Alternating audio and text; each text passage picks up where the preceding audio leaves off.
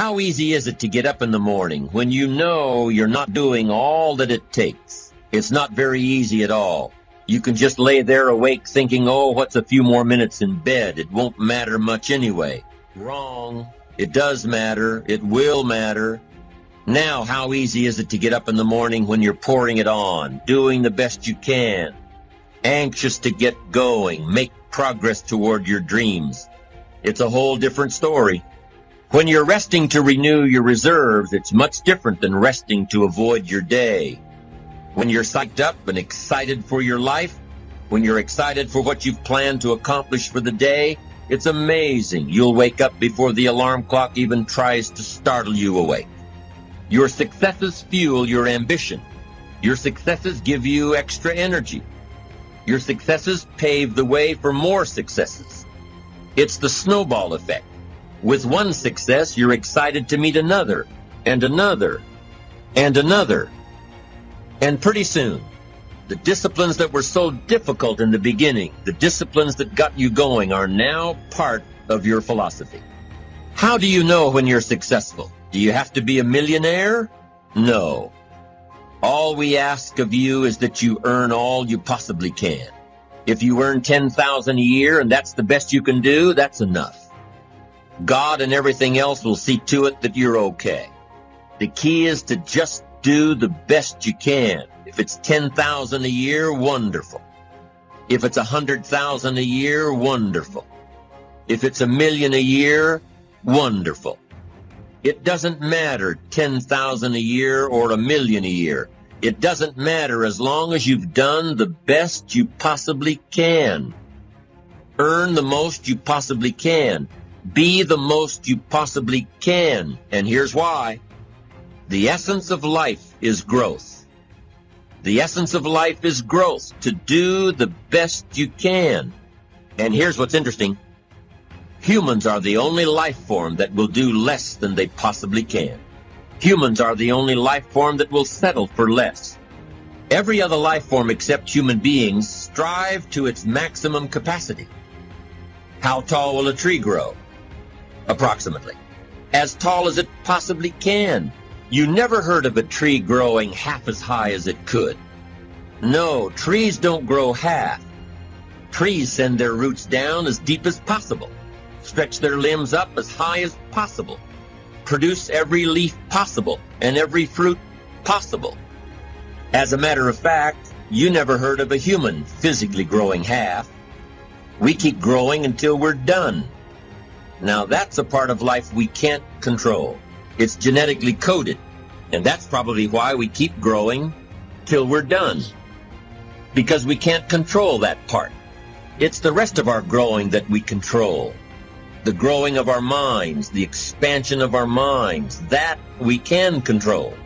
And that's what tends to get away from us. All life forms inherently strive to their max except human beings. Now, why wouldn't human beings strive to their maximum possibility? Here's why. Because we've been given the dignity of choice.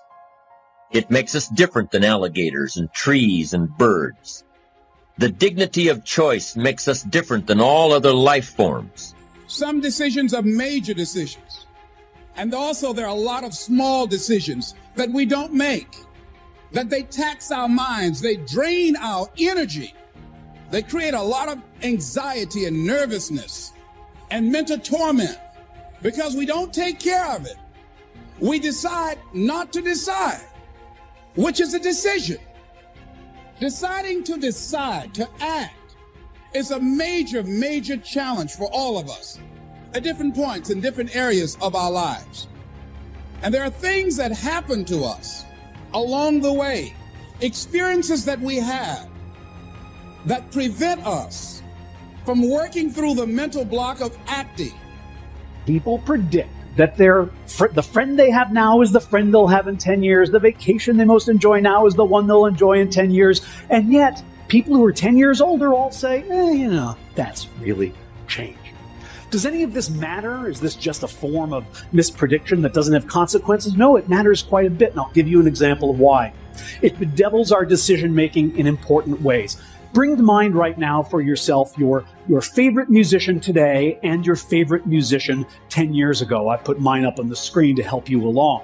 Now, we asked people to predict for us, to tell us how much money they would pay right now to see their current favorite musician perform in concert 10 years from now. And on average, people said they would pay $129 for that ticket. And yet, when we asked them how much they would pay to see the person who was their favorite 10 years ago perform today, they say only $80. Now, in a perfectly rational world, these should be the same number, but we overpay for the opportunity to indulge our current preferences because we overestimate their stability. Why does this happen? We're not entirely sure, but it probably has to do with the ease of remembering versus the difficulty of imagining. Most of us can remember who we were 10 years ago, but we find it hard to imagine who we're going to be. And then we mistakenly think that because it's hard to imagine, it's not likely to happen. Sorry, when people say, I can't imagine that, they're usually talking about their own lack of imagination and not about the unlikelihood of the event that they're describing. The bottom line is, time is a powerful force. It transforms our preferences, it reshapes our values, it alters our personalities. We seem to appreciate this fact, but only in retrospect. Only when we look backwards do we realize how much change happens in a decade. It's as if, for most of us, the present is a magic time. It's a watershed on the timeline. It's the moment at which we finally become ourselves. Human beings are works in progress that mistakenly think they're finished. The person you are right now is as transient, as fleeting, and as temporary as all the people you've ever been. The one constant in our life is change. Of doing those things that we know we ought to do. And so what I want you to think about is, what is there that you know you need to do, that you want to do this, but for some reason or another, you've been holding back. For some reason or another, you just have not been able to gather your nerves or be able to work through the procrastinating or putting it off or justifying or blaming. Some reason or another, you just haven't done it. And you know you ought to do this. You really want to do this, but you don't know why you haven't done it. We know that this is not easy, because in order to begin to reinvent your life, you've got to make a conscious, deliberate, determined effort. That you really have got to put all of yourself into it. It's very challenging to act, to do those things. There are times when you're looking at it and you say, I know I need to do this, but I don't feel like it. See, life also are things that can inspire us to act. See, if we don't have the courage, and that's what it takes, courage. It takes guts to do that which you know you need to do. If you don't have the courage to act, life many times will move on you and make you act. I don't want to do it. I know I need to do it, yet leave me alone. No, I don't want to do it. So what do we do? What are those things that cause us to do like that? I think that among the things that prevent us from acting is the fear of failure. And if you've already failed, you don't want to fail again. The pain of that, the disappointment. The fear of loss is another thing, because many times when we do those things that we know we need to do, we feel that we might lose somebody that we love very much and care about. We don't want to hurt anybody. Many of us don't act because we want other people's approval. We want everybody to like us and to accept us, and that's not possible. Many of us don't do the things that we want to do and don't act because of lack of self-confidence. We don't believe enough in ourselves. Strongly that we are who we choose to be. And one of the things that you've got to do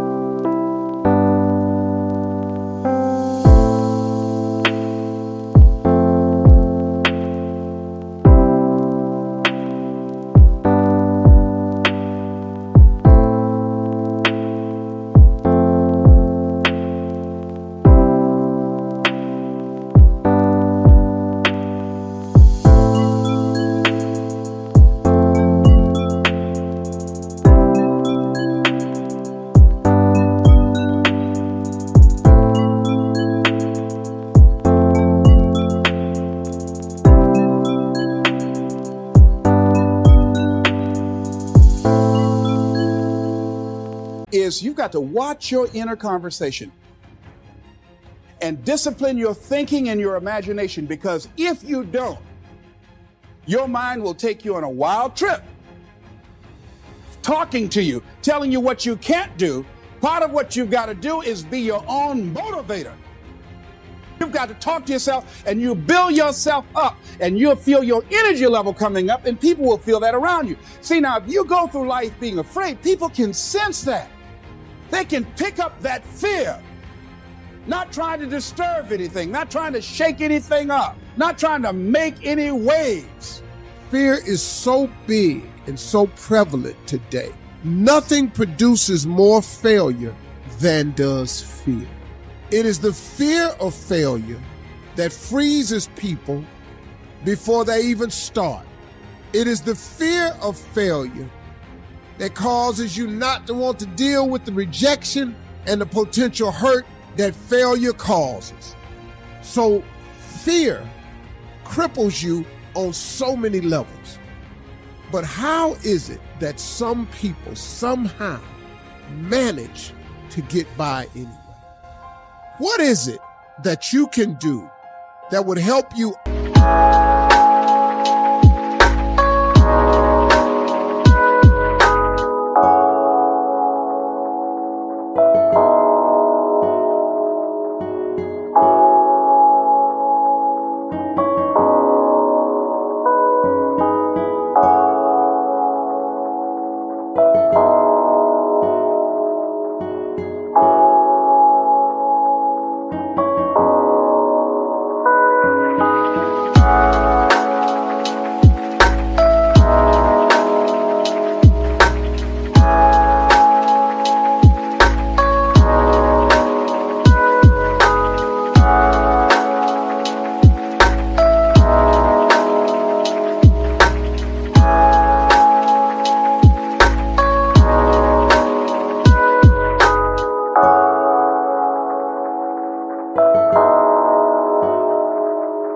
Overcome whatever fear you're facing?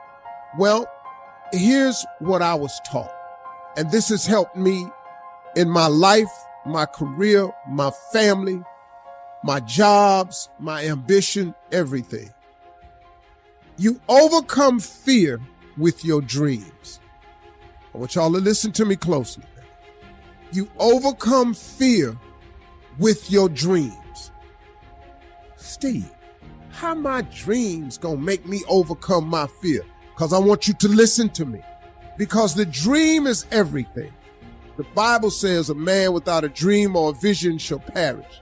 The dream is everything. See, if you have no dreams and visions, you will perish. You will die in fear. You will die sitting somewhere in fear without dreams and visions. Dreams are the counterpoint to all fear. I want you to dream so big. I want you to want something so incredible. I want you to dream of having something that's so spectacular that if it doesn't happen, you would be miserable. Man, if I don't make this dream come true, I'm going to be miserable. I want you to dream so big that not reaching your dreams is unacceptable. It's the magic of risking everything for a dream that nobody sees but you. Beyond this place of wrath and tears looms but the shadow of the shade. Yet the menace of the years finds and shall find me, unafraid. Matters not how straight the gate, how punishment charged the scroll. I am the master of my fate. I am the captain. I have to remind myself that some birds aren't meant to be caged. Their feathers are just too bright. And when they fly away, the part of you that knows it was a sin to lock them up does rejoice. Let me tell you about a voice. The one that whispers. It tells me what's right and what's not. When to leave and where to go. It's not Shakespeare. It does not speak in memorable lines. My inner voice always gives it to me straight. Tells me who my real friends are. When to say yes, when to say no. Whether the person sitting next to me is the one I'll be spending the rest of my life with,